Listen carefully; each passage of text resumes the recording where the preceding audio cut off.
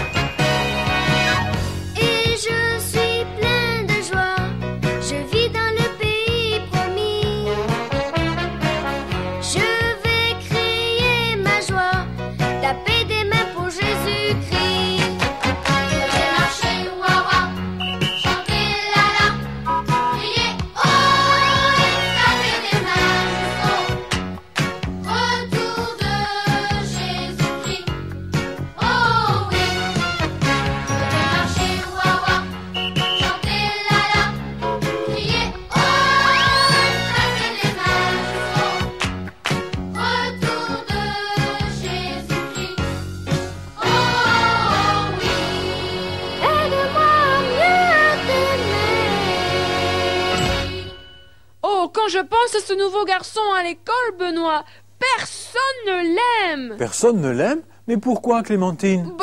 Parce qu'il est petit, Coco et les autres pensent qu'il est bête. Et en plus, il est nouveau. Le pauvre, il est toujours tout seul. En tout cas, moi j'aime bien Ernest. Et je veux être son ami. Je le trouve très, très, très gentil. Tu as raison, Clémentine, parce que L'amitié, c'est très important. Non, bien sûr. Je ne pourrais pas me passer de mes amis. Je les aime trop. J'aime jouer avec eux. J'aime leur raconter des histoires. Tous mes secrets. J'aime aller me promener avec eux. Tu sais, Clémentine, j'ai comme l'impression que Coco et ses amis devraient entendre une histoire sur l'amitié. Aimerais-tu lire une histoire dans le livre au trésor avec Margaret? Oh oui! Écoutons cette histoire. Margaret, c'est difficile d'avoir de vrais amis, tu ne trouves pas? Oui, Jésus a raconté l'histoire d'un homme qui avait drôlement besoin d'un véritable ami. Écoute cette histoire, Clem. Oui. Cet homme voyageait sur une route déserte en Israël. Tout à coup, des brigands l'attaquèrent. Maintenant, ils le frappent durement. Ils lui prennent tout ce qu'il a, même ses vêtements, et l'abandonnent là au bord de la route à moitié mort. Oh là là, est-ce qu'il peut se relever au Non, moins? Clémentine, cet homme a vraiment besoin d'aide maintenant. Mais il n'y a pas beaucoup de monde qui passe par là. Tiens, on n'entend des pas. Quelqu'un arrive. C'est un homme particulier, un sacrificateur du temple. Certainement qu'il va l'aider. Ah oui. Mais non, Clémentine. Il voit le blessé, mais il tourne la tête et s'éloigne rapidement. Mais il n'a pas de cœur, ce monsieur. On Oh là dirait. là. Un peu plus tard, un autre homme arrive. Cette fois-ci, c'est un lévite, un serviteur du temple. Eh bien, j'espère qu'au moins cet homme va s'arrêter et l'aider. Il n'en est rien. Ça Celui-ci aussi, il fait semblant de ne pas l'avoir vu et il part très vite.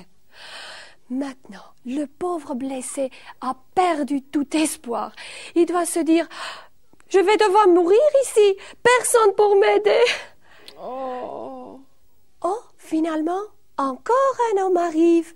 Cette fois-ci, Clémentine, c'est Oui. un Samaritain.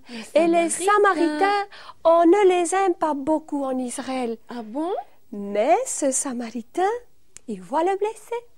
Il a pitié de lui, il s'approche, il s'agenouille et il bande les blessures de cet homme. Comme il est gentil. Oui, avec douceur, il le met sur son âne et le transporte dans l'auberge un peu plus loin. Là, il prend bien soin de son ami pour que celui-ci puisse passer une bonne nuit. Et le lendemain, il l'appelle l'aubergiste. Tiens, prends cet argent, soigne bien le blessé, et si tu devais dépenser plus, moi je te le rembourserai à mon retour.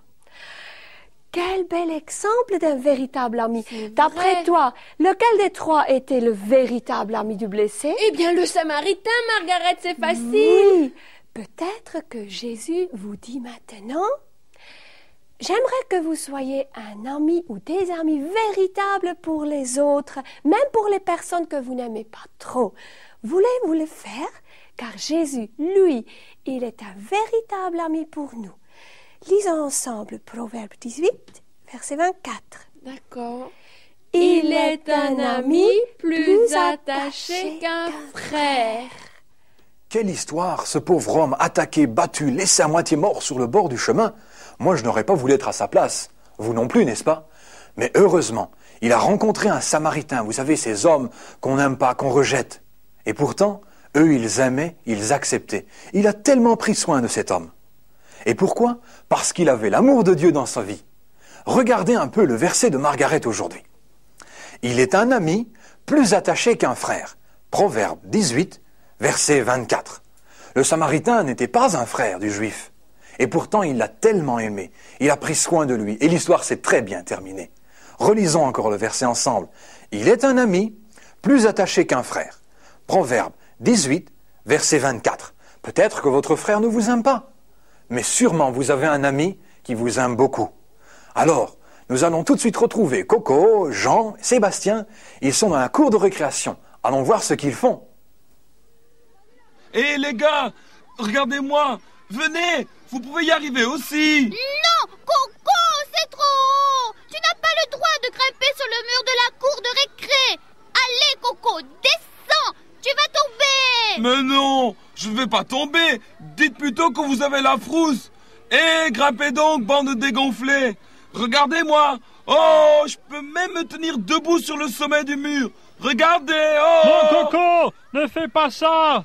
Tu vas tomber, Coco. Je te dis que tu vas tomber.